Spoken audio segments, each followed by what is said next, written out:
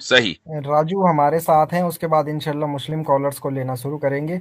Eternal जी। Soul जुड़े थे, अगर ज्वाइन करेंगे तो फिर ले लेंगे इंशाल्लाह। जी राजू भाई, हेलो। बोलें बोलें। जी मेरा नॉन बस एक मुस्लिम है? क्वेश्चन था, मैं नॉन कुरान पढ़ मुस्लिम रहा में था है? तो नॉन मुस्लिम है, सनातनी है क्या? मैं आर्य समाज से आर्य आता समाज हूँ। है? अरे वाह, आर्या बहुत समाजी हैं। टाइम बाद। जबरदस्त हो गया भाई, आज तो बहुत दिनों के बाद निकले आर्यन। कहाँ चले गए थे आप लोग? अरे मैं तो बस ऐसे ही हूँ, मैं पढ़ रहा ऐसे था, ही हूँ? समझ रहा था। क्या? ऐसे ही हूँ क्या मतलब? मतलब कहने का कि मैं बेकार आदमी है? बेकार आदमी तो कह सकते हैं, बेकार आदमी हूँ मैं तो। ठीक है, ठीक है, खुद ही मान लिए, चलो सही है, बेहतर है। आज हजरत से बहुत इत्तेफाक ही हो रहा है हजरत, आपसे सारे कॉल हाँ। इत्तेफाक ही कर रहे हैं आज। जी भाई। तो आज बेकार आदमी के मुंह से हम क्या बेकार सी बात सुने? सुनाई दी। तो एक कॉन्सेप्ट ऑफ क्वेश्चन गॉड, था बस छोटा सा। कॉन्सेप्ट ऑफ गॉड सुनेंगे हजरत। जी। आर्य नहीं नहीं, समाज ऐसा का कॉन्सेप्ट ऑफ गॉड।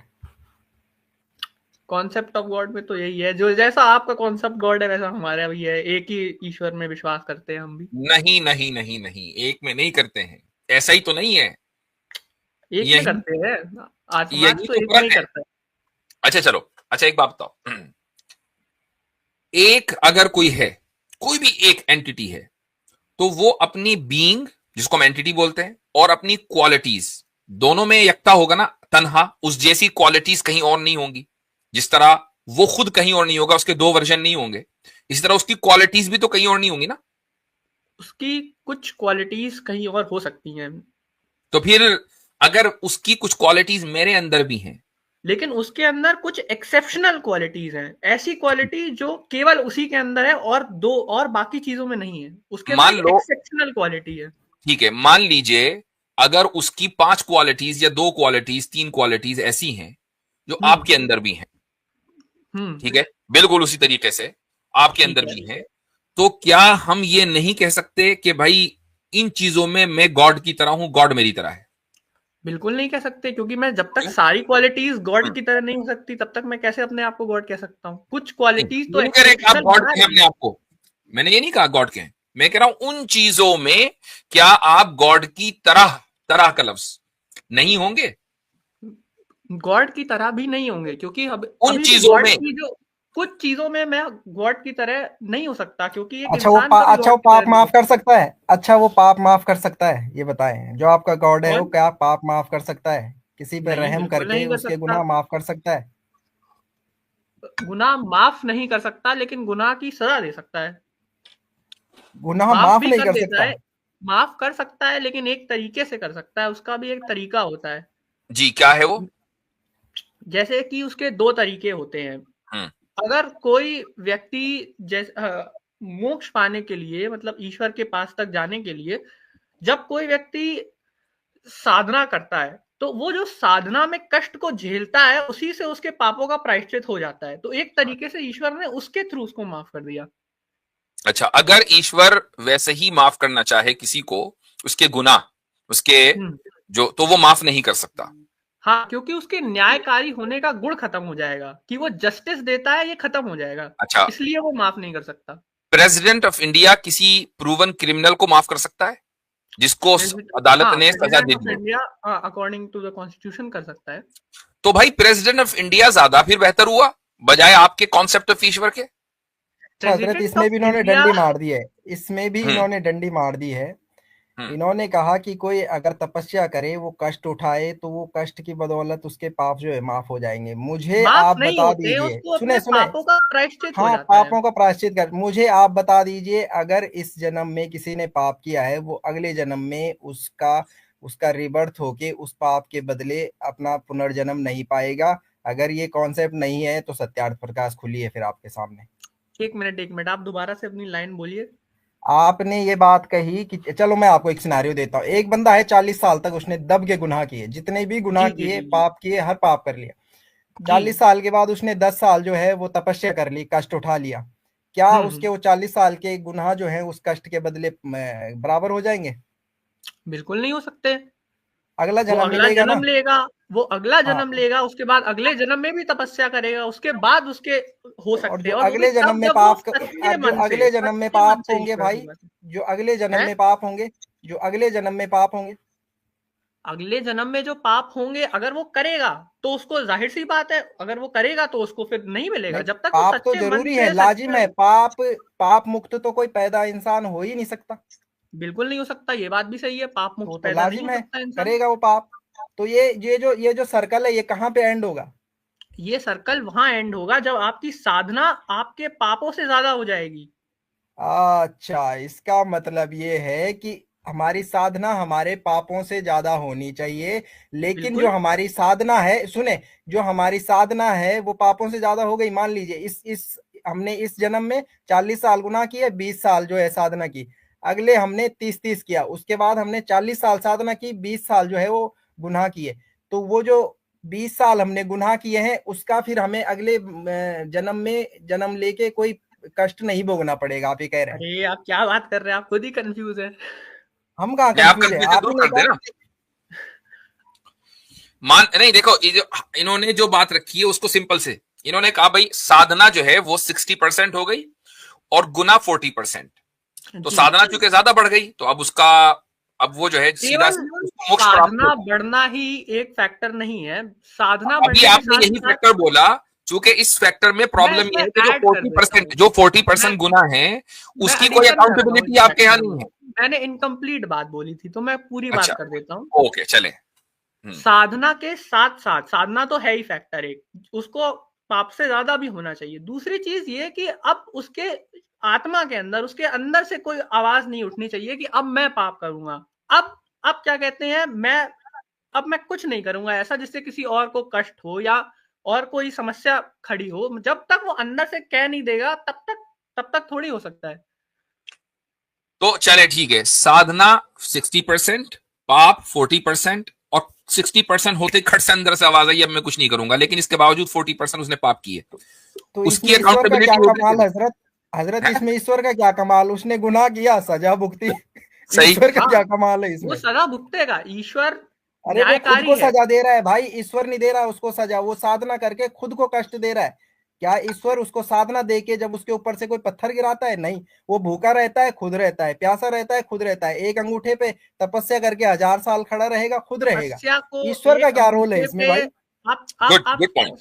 आप अलग पकड़ रहे हैं तपस्या को, हम एक सही अंगूठे पकड़ रहे हैं। पे, और जो भी आप बता रहे हैं पत्थर गिरा के। ठीक है, देखिए चलो, ये, वो अपनी अपनी इच्छाओं पे कंट्रोल करेगा, इसमें भी ईश्वर का क्या रोल है? और तो तपस्या इसमें वही हो ही नहीं सकती। एक अंतर मन से हो सकती है, एक बाहर के तन से हो सकती है। दो चीजों के अलावा तपस्या का कोई तीसरी डेफिनेशन है ही नहीं।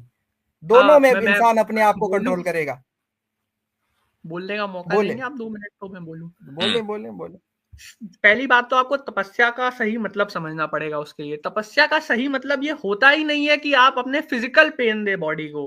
तपस्या का सही मतलब होता है कि आप अपने मेंटल, अपना जो दिमाग है उसको एक जगह पर अब एकाग्र कर दे, और वो इतना वही सूक्ष्म बोला, एकाग्र कर दे। वही बोला, आपको शायद हिंदी समझ में नहीं आती। बाहर के तन और अंतर आत्मा, मन, यानी कि अपने आप को कंट्रोल करना, अपनी इच्छाओं को कंट्रोल करना, अपनी वासना को कंट्रोल करना, अपने अपने लोभ को कंट्रोल करना, जी अपनी मोह जी जी माया को कंट्रोल करना, ये सब मैंने आपको बोला है। इन दोनों जी में जी भी जी। इंसान का खुद का रोल है, ईश्वर का रोल कोई नहीं है।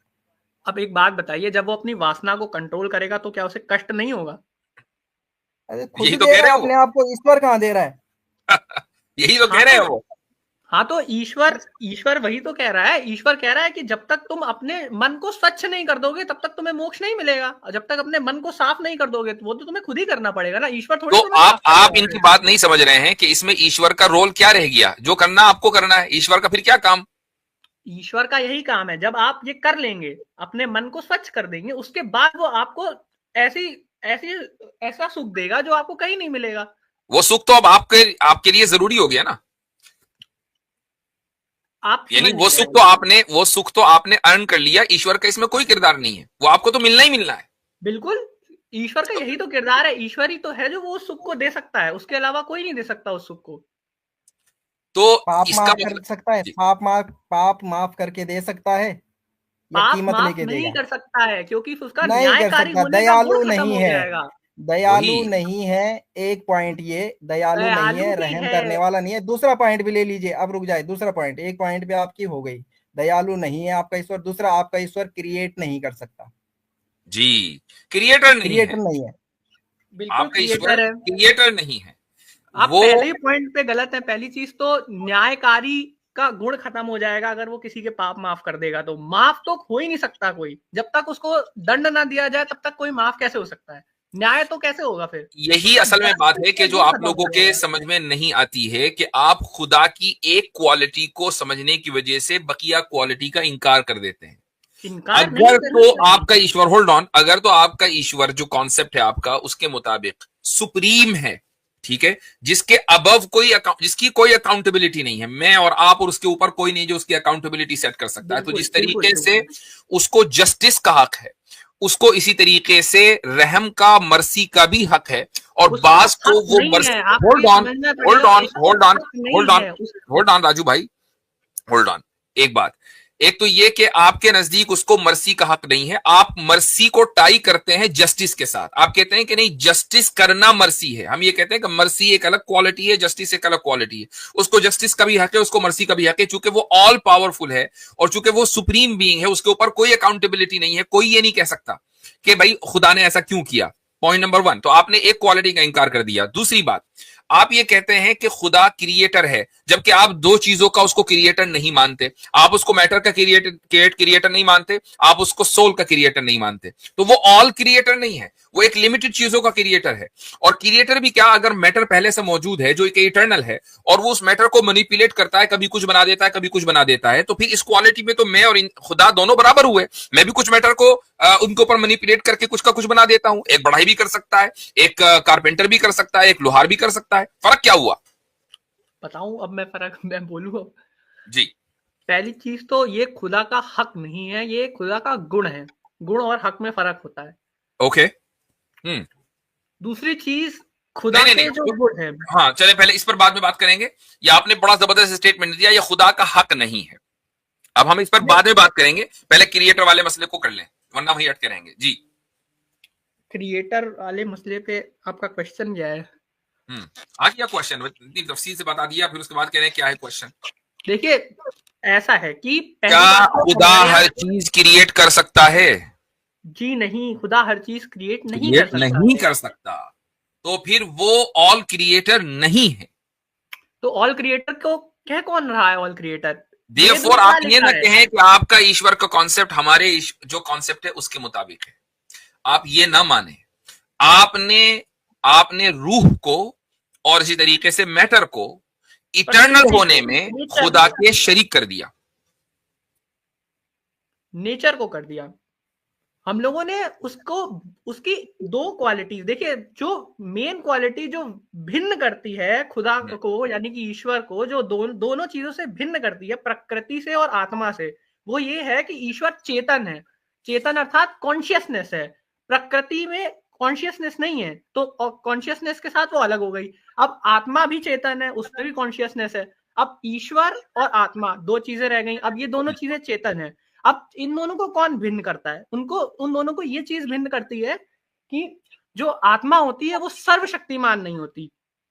आत्मा जो होती है वो किसी चीज को कर नहीं सकती, करवा नहीं सकती। जैसे कि ईश्वर प्रकृति को डायरेक्शन देके, प्रकृति की मदद से पूरी दुनिया को बनाता है, आत्मा वो नहीं कर सकती। अब ईश्वर के पास 5 गुण हो जाते हैं। ईश्वर तो सर्वशक्तिमान है ना? सर्वशक्तिमान तो है ही है, लेकिन साथ में उसकी 4 और क्वालिटीज भी हैं। सर्वशक्तिमान है जी, ठीक। वो उस अपनी इस क्वालिटी की वजह से, सर्वशक्तिमान का क्या मतलब है वैसे? सर्वशक्तिमान का मतलब होता है जिसके पास सारी शक्तियां हो। सारी शक्ति हो। मुझे बताएं कि क्या उसके पास शक्ति है कि वो मैटर क्रिएट करे या मैटर को खत्म कर दे, बिल्कुल जीरो कर दे? मैटर को क्रिएट करने की और मैटर को खत्म कर देने की ये शक्ति पॉसिबल ही नहीं है, क्योंकि ये हो ही ये शक्ति है ही नहीं, तो फिर सर्वशक्तिमान नहीं है, फिर वो सर्वशक्तिमान नहीं है। अगर उसकी आपने जैसे ही उसकी शक्तियां लिमिट की तो वो सर्व नहीं रहा भाई, वो सर्वशक्तिमान नहीं है, वो ऑल पावरफुल नहीं है, फिर वो उसकी पावर लिमिटेड है। आप एक बात बताइए, क्या खुदा दूसरा खुदा बना सकता है? उसकी पावर लिमिटेड है। ये जो आपने सवाल की, मेरे जहन में था कि आप ये सवाल आने वाला है कि क्या खुदा दूसरा खुदा बना सकता है। मुझे आप ये इसलिए मुमकिन नहीं है चूंकि दूसरा खुदा इम्पॉसिबल है, खुदा की जो शक्ति है, जो पावर है, उसका ताल्लुक, होल्ड ऑन, उसका ताल्लुक इम्पॉसिबल वर्ल्ड से है। उसका ताल्लुक, चूंकि जैसे ही रुक जाइए, अब मैं साबित कर रहा हूं कि इम्पॉसिबल क्यों है। जैसे ही दूसरा खुदा आएगा, फौरन ये सिस्टम कोलैप्स कर जाएगा, और ये सिस्टम कोलैप्स नहीं कर रहा है, ना करेगा जब तक खुदा ना चाहे। तो सिस्टम अगर कोलैप्स नहीं कर रहा है तो दूसरे खुदा का आना ये इम्पॉसिबल है। मुझे बताएं कि क्या मैटर क्रिएट करना, मान लो पहले से एक मैटर है, खुदा कोई नया मैटर क्रिएट करना चाहता है, तो क्या उस मैटर क्रिएट करने से सिस्टम कोलैप्स कर जाएगा? दोनों चीजें इक्वल नहीं है। बिल्कुल कर जाएगा, कोलैप्स कर जाएगा। कैसे? खुदा एक पहले से मैटर मौजूद है, खुदा एक जर्रा नया क्रिएट करना चाहता है, ये सिस्टम कैसे कोलैप्स करेगा? इसको जरा साइंस का एविडेंस दीजिए। किसी भी चीज, हाँ, साइंस का एविडेंस के हिसाब से मैं बताता हूँ। साइंस का एविडेंस, चलो ठीक है, साइंस का दो, या लेकिन मुझे एविडेंस चाहिए जो सबके लिए काबिल कबूल हो। जी गो अहेड। हाँ, किसी भी सिस्टम में एनर्जी कंजर्व्ड रहती है, एक चीज आपको समझनी चाहिए। जी जी जी जी, मुझे मालूम था कि थर्मोडायनेमिक्स का लॉ लेकर आएंगे आप। जी जी, क्योंकि एनर्जी कंजर्व्ड रहती है, इसी वजह से अगर कोई चीज नहीं आएगी, इसका मतलब एनर्जी की मात्रा ज्यादा हो जाएगी, जो कि पॉसिबल ही नहीं है। ये जो लॉ आपने बताया है, ये हमारे इस फिजिकल वर्ल्ड से रिलेटेड है ना, इसी यूनिवर्स में? बिल्कुल ठीक। इस यूनिवर्स के बाहर कहीं और अगर क्रिएट करना चाहे? इस यूनिवर्स के बाहर से आपका क्या मतलब है? इस यूनिवर्स, जो यूनिवर्स आप जानते हैं, जो ऑब्जर्वेबल यूनिवर्स है, इसके बाहर कहीं और वो एक और यूनिवर्स बनाना चाहता है, होंगे, और एक और यूनिवर्स हो सकते हैं, होंगे। तो ये जो लॉ है तो आपके इस यूनिवर्स का है, उस यूनिवर्स में अगर वो बनाना चाहे वहां बना सकता है? देखिए, ये तो हाइपोथेटिकल बात है। अरे आप मुझे पहले ये हाइपोथेटिकल बात नहीं, रियल बात है। जी राजू भाई, आपको पता है फर्स्ट लॉ ऑफ थर्मोडायनेमिक्स है क्या, जिसकी आप मिसाल दे रहे हैं? मैं फर्स्ट लॉ ऑफ थर्मोडायनेमिक्स की बात ही नहीं कर रहा हूँ यहाँ। अच्छा, एक सिस्टम समझ लिए, एक सिस्टम में एनर्जी, अभी आपने कहा था आप साइंटिफिक एग्जांपल देंगे, आप हाइपोथेसिस ना दें प्लीज। ये हाइपोथेसिस नहीं है, तो साइंटिफिक एग्जांपल दें। साइंटिफिकली यही होता है, किसी भी सिस्टम में एनर्जी कंजर्व्ड रहती है, ये साइंस का प्रिंसिपल है। ओ भाई, इस सिस्टम में कंजर्व्ड है ना, इस सिस्टम में। जी, और इस यूनिवर्स से मुराद इस यूनिवर्स, हाँ, इस यूनिवर्स में। अब इस यूनिवर्स से बाहर खुदा को मैटर क्रिएट करना है, करेगा कि नहीं करेगा? वो खुदा के सिस्टम में ही आता है, खुदा के सिस्टम के बाद। भाई ये लॉ फिजिकल सिस्टम का है कि खुदा के सिस्टम का है? बिल्कुल खुदा के सिस्टम का भी है और फिजिकल सिस्टम का भी है। सिर्फ फिजिकल सिस्टम का है, खुदा के सिस्टम का नहीं है, क्योंकि खुदा के सिस्टम को साइंस ने एक्सप्लोर नहीं किया है। ये जो थर्मोडायनेमिक्स का लॉ है, उससे पहले भी आप यही बिलीव कर रहे थे या नहीं? खुदा ने भी साइंस बनाई है, खुदा ने ही तो साइंस बनाई है। एक्सप्लोरेशन की बात कर रहा हूं मैं, एक्सप्लोर तो इंसान ने की है ना। जी जी, या वो भी एक्सप्लोर खुदा ही ने की है? खुदा ने ही एक्सप्लोर करी होगी। अब खुदा ने एक्सप्लोर की है? जी, खुदा ने ही साइंस एक्सप्लोर की, इंसान ने नहीं बनाई है। खुदा ने ही बनाई है तो खुदा ही जानता होगा, मतलब वो तो जानता ही होगा। एक्सप्लोर किसने की है मेरे भाई? एक्सप्लोर मतलब क्या है आपका? यानी ये जो हमारे पास इल्म आया है, ये हमारे एक्सप्लोरेशन की वजह से आया ना, इन्वेस्टिगेशन की वजह से। ये हमारी डिडक्शन से आया है। हाँ ठीक है, ये डिडक्शन हमने इसी यूनिवर्स पे किया ना। जी ठीक है, तो ये लॉ अप्लाई हर सिस्टम में हो, दूसरे सिस्टम में भी यही लॉ हो, इसकी दलील क्या है? इसकी दलील ये है कि क्योंकि ये सिस्टम भी हमारा, क्या कहते हैं, हमारे ही खुदा का सिस्टम है। जी, तो इसका मतलब खुदा ने जो दूसरे सिस्टम भी बनाए होंगे, अगर वहां के नियम अलग होंगे तो वहां के लोग उस बारे में जानते होंगे। नहीं, तो हम ये बात पूछ रहे हैं आपसे कि वहां के नियम के एतबार से, चलो यहां का सिस्टम अलग है, वहां का सिस्टम अलग है, क्या खुदा एक अलग जगह पर एक अलग सिस्टम बना सकता है या नहीं? खुदा अलग जगह पर अलग सिस्टम बना सकता है नहीं, ये तो खुदा ही जानता है भाई, ये मैं तो नहीं कह सकता। आप इसलिए नहीं कह सकते क्योंकि जैसे ही आप कहेंगे कि नहीं कर सकता तो सर्वशक्तिमान नहीं है, कर सकता है तो आपका ये उसूल टूट जाएगा कि खुदा मैटर क्रिएट कर सकता है। जो भी आप जवाब देंगे फंसेंगे, इसलिए आप कह रहे हैं मैं नहीं कह सकता। आपने हाथ खड़े कर दिए। देखिए, जैसे खुदा हमेशा से है, हमेशा रहेगा, उसी तरीके से मैटर हमेशा से था, हमेशा से रहेगा। अब दोनों में दिक्कत क्या है? ये हमेशा से था, हमेशा रहेगा आपके इस यूनिवर्स में ना। आपने लॉ ऑफ थर्मोडायनेमिक्स की बुनियाद पर यह बात कही ना। मैंने लॉ ऑफ थर्मोडायनेमिक्स की बुनियाद पे ये बात नहीं करी। मैं कह रहा हूं इन जनरल टर्म्स में कि खुदा अगर पहले से था, खुदा उसकी अभी दलील है। क्या है? लॉ ऑफ, चलो थर्मोडायनेमिक्स का लॉ तो हो गया, उसका तो खात्मा। अब इस लॉ को इस्तेमाल किए बगैर आप मुझे एक ऐसी दलील दें कि जिससे यह साबित हो जाए कि मैटर को क्रिएट नहीं किया जा सकता, ना उसको खत्म किया जा सकता। लॉ ऑफ थर्मोडायनेमिक्स का हवाला नहीं देना है जी। मैटर को क्रिएट नहीं किया जा सकता, क्योंकि मैटर को क्रिएट करेंगे तो पूरी दुनिया में डिस्टर्बेंसेस पैदा हो जाएंगी, जो कि सब कुछ डिस्टर्ब कर देगा। यही बटरफ्लाई तो इफेक्ट के बारे में अगर आपने सुना होगा, यही तो लॉ ऑफ थर्मोडायनेमिक्स है। इसके हवाले के बगैर आप मुझे ये बताएं कि मैटर को क्रिएट नहीं किया जा सकता। ये बटरफ्लाई इफेक्ट वगैरह सारी चीजें तो आज की है ना, ये तो अभी की है। आपके यहां इस वक्त जबकि कायनात पूरी सज गई है, ये बटरफ्लाई इफेक्ट वगैरह आज के दौर का है। यानी आज से जब 14 बिलियन साल पहले बिग बैंग हो रहा था, उससे पहले अगर आप चले जाएं, तो वहां तो बटरफ्लाई इफेक्ट आपको मिलेगा नहीं। तो मुझे ये बताएं थर्मोडायनेमिक्स के लॉ के इस्तेमाल किए बगैर मुझे फिलोसॉफिकल ग्राउंड्स पर यह बताएं कि मैटर को क्रिएट क्यों नहीं किया जा सकता। आप ईश्वर को बिना साइंस के जान ही नहीं सकते। जब तक आप रचना को नहीं जानेंगे तब तक आप रचनाकार को नहीं जान सकते। तो आप फिर इसका मतलब यह हुआ कि साइंस के इस लॉ से पहले तो ईश्वर को जाना ही नहीं गया था। ईश्वर को जान लिया गया था। मैं इस समय इसलिए नहीं कह सकता क्योंकि मेरे को इस समय आइडिया नहीं है उसके बारे में। कोई मंत्र है मुझे जहां तक मालूम। तो जिन्होंने इस लॉ के दुनिया के सामने आने से पहले ईश्वर को जाना था, कैसे जाना था? ईश्वर को जानते थे वो लोग, क्योंकि वो ये लॉ भी जानते थे। अब उस लॉ को वो जानते थे, वो उसका कोई मंत्र है। अब वो मेरे पास नहीं है इस समय। वो मैं राजू साहब आपको अगली बार बता सकता हूँ। मजेदार बात यह है कि लोग यही कानून अप्लाई करते हैं ईश्वर को रिजेक्ट करने के लिए। यही साइंटिफिक डिस्कवरीज। जी हाँ, अच्छा अजीब बात कर रहे हैं। ये बात बिल्कुल सही कही वसालत भाई ने कि इस लॉ को इस्तेमाल किया जाता है कि ईश्वर मौजूद नहीं है। जब मैटर इटर्नल है और एनर्जी इटर्नल है तो फिर ईश्वर की क्या जरूरत है भाई? अरे भैया, क्योंकि एक क्या कहते हैं जो नहीं, को डायरेक्शन देखिए, हम उनसे एग्री नहीं कर रहे हैं। What I am trying to say कि जो सेम लॉ है, क्या एथीस्ट ईश्वर का डिनाई करने के लिए इस्तेमाल करते हैं कि नहीं करते? कर सकते हैं, क्योंकि उनको पूरा पता है। ठीक है, देखिए ईश्वर के सारे गुणों को जब तक आप अकाउंट में नहीं लेंगे तब तक आप उसके एक गुण को कैसे हटा सकते हैं? क्या आप ईश्वर के सारे गुणों को जान सकते हैं? क्या हम ईश्वर के सारे गुणों को जान सकते हैं? ये अगर ईश्वर ने बताया होगा तो हम सारे गुणों को जान सकते हैं। इसका मतलब आप ईश्वर जैसे ही ऑल नोइंग हो गए। ईश्वर के गुणों को जानना और ईश्वर जो जानता है उसे जानना, दोनों चीजों में फर्क होता है ना। नहीं, आपकी ईश्वर के गुण तो अनलिमिटेड होंगे ना। ऐसा तो नहीं होगा कि लिमिटेड गुण होंगे ईश्वर के। गुण अनलिमिटेड क्यों होंगे? ईश्वर के भी कुछ लिमिटेड गुण हो सकते हैं। ईश्वर भी लिमिटेड है। ईश्वर भी लिमिटेड हुआ? ईश्वर लिमिटेड नहीं है, ईश्वर के गुण लिमिटेड हैं।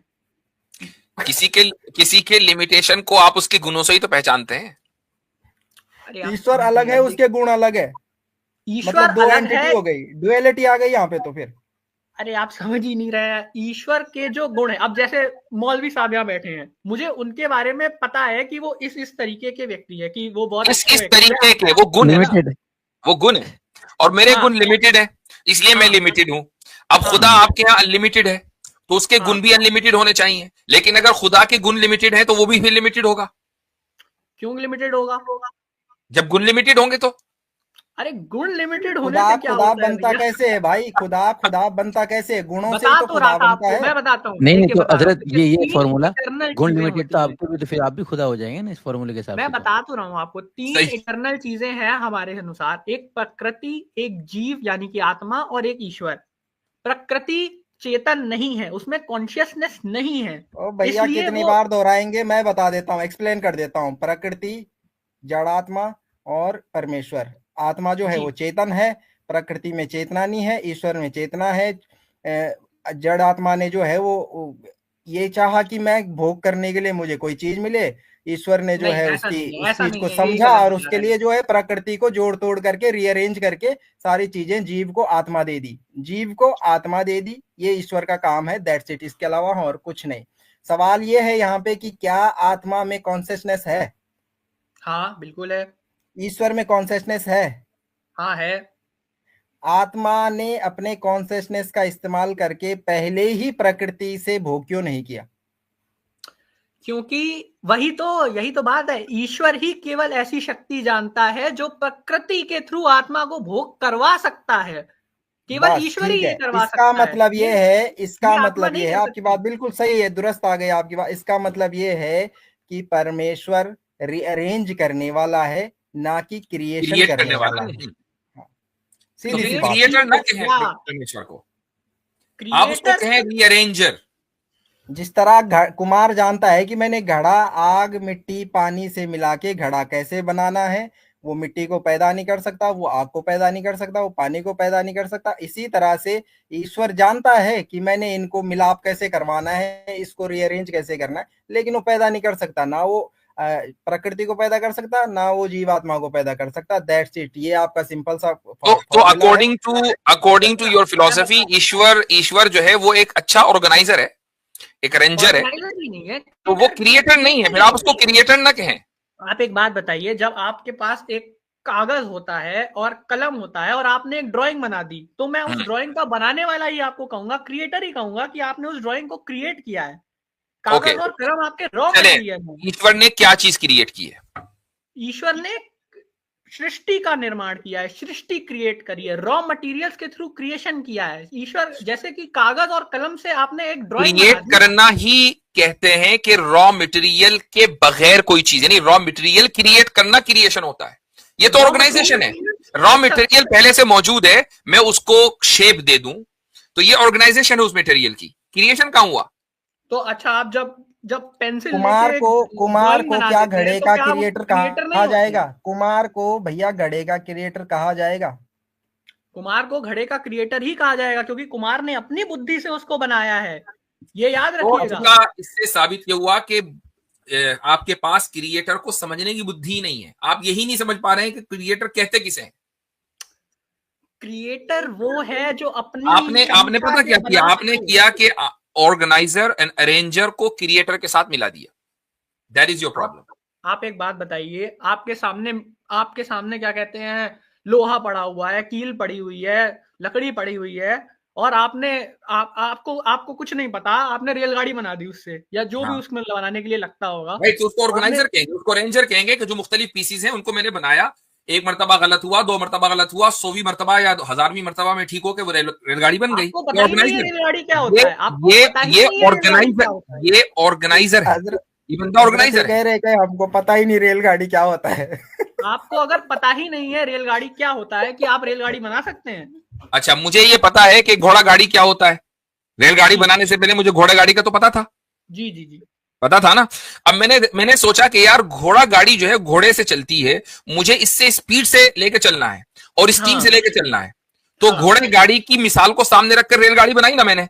हाँ, ठीक है। अब आप ये बताइए, ईश्वर के पास कोई मिसाल नहीं है, ये मैं आपको पहले बता दूं। पहले से रॉ मटेरियल मौजूद है, रॉ मटेरियल पहले से मौजूद है। उस मौजूद को वो इस्तेमाल करता है नए नए तरीके से।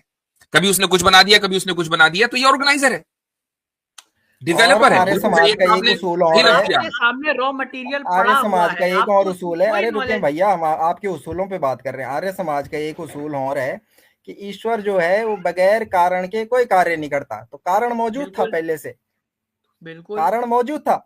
जिस तरह से रेलगाड़ी बनाने का कारण मौजूद था कि घोड़ा गाड़ी जो है वो इंसानों को खींचती है, ले जाती है, इसी तरह से ईश्वर के पास कारण ऑलरेडी मौजूद था। वो बगैर कारण के कोई कार्य कर ही नहीं सकता।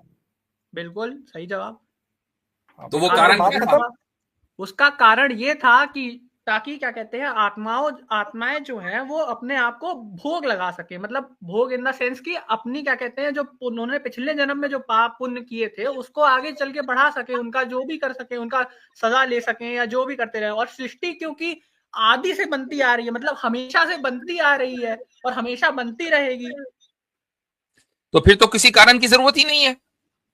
यही तो कारण है सृष्टि बनाने का। अरे ये कैसा कॉन्ट्रडिक्शन हुआ? सृष्टि हमेशा से है और फिर आप कह रहे हैं कि सृष्टि बनाने का ये कारण है।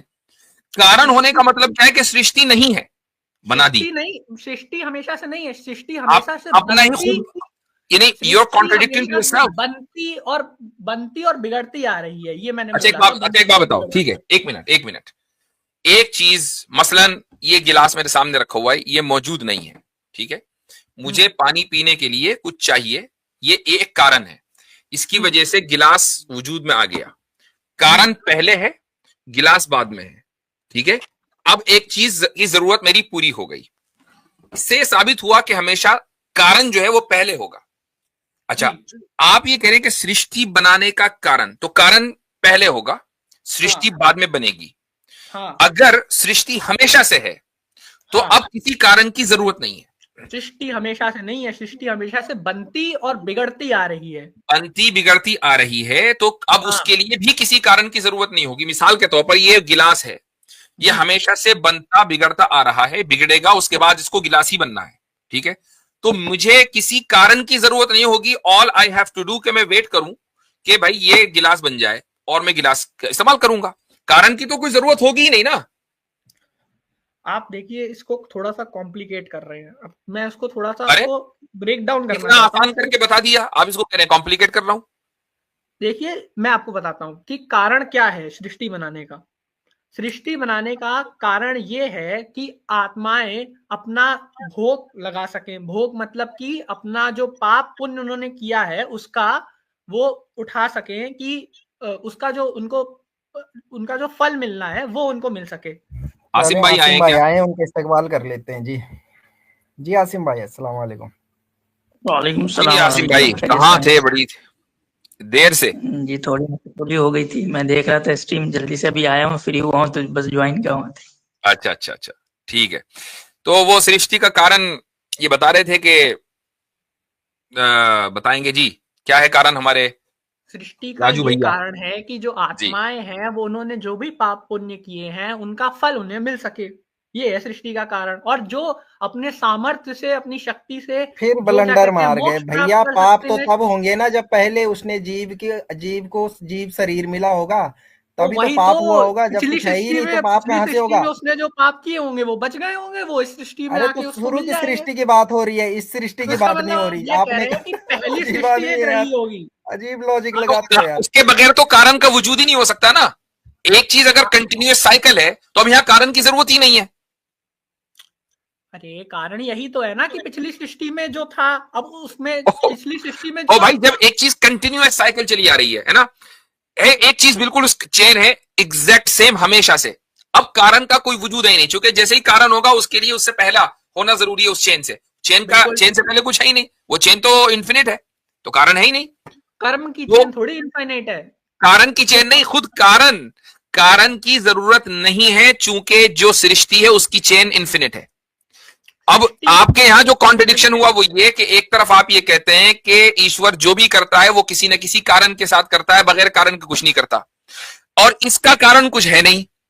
अरे कारण है, आप समझ नहीं कारण ही नहीं है भाई, कारण ही नहीं है। आप समझ ही नहीं रहे अगर कारण जैसे ही आप मैटर को और जीव को या रूह को इन्फिनिट मान लेंगे, अब उसका कोई कारण नहीं हो सकता। सीधी बात है। इन्फिनिट नहीं मान रहा हूं मैं, वो इन्फिनिटली है, लेकिन उसमें और ईश्वर में फर्क है। चलिए छोड़िए, ये मैं एक्सप्लेन नहीं छोड़ना पड़ेगा, आपके पास इसके अलावा कुछ है ही नहीं, कहने छोड़ना पड़ेगा भाई। चले अगले कॉलर बोले। अरे रुकिए, अच्छा, मेरे को जाते तो जाते राजू भाई सुने, जाते सुने, मैं आपको एक खुशखबरी दे दूं आपके मेरा क्वेश्चन कॉन्सेप्ट था के हिसाब आपसे, से। मैं तो कर ही अरे नहीं भैया पाया। रुके, खुशखबरी सुनते हुए जाएं। वो आपको स्वामी जी ने नहीं दी होगी, मैं दे देता हूँ। स्वामी जी ने कहा है कि जो वेदों का अध्ययन कर रहा हो उसको नवीन ऋषि कहते हैं। मैं वेदों का अध्ययन कर रहा हूँ तो इस लिहाज से नवीन ऋषि की उपाधि मिल सकती है। मैं बताता हूँ आपको, आप ईश्वर से ना एक गुण में ईश्वर से बहुत आगे हैं। वो गुण क्या है कि आपके अंदर दया भाव है, रहम है आपके अंदर। ईश्वर के अंदर रहम नहीं है, इस लिहाज से आप ईश्वर से बहुत आगे हैं। ठीक है ना, ये आप खुशी मनाए इस चीज की, ये खुशखबरी आपके लिए। चलें ठीक है फिर। अरे चले ठीक है।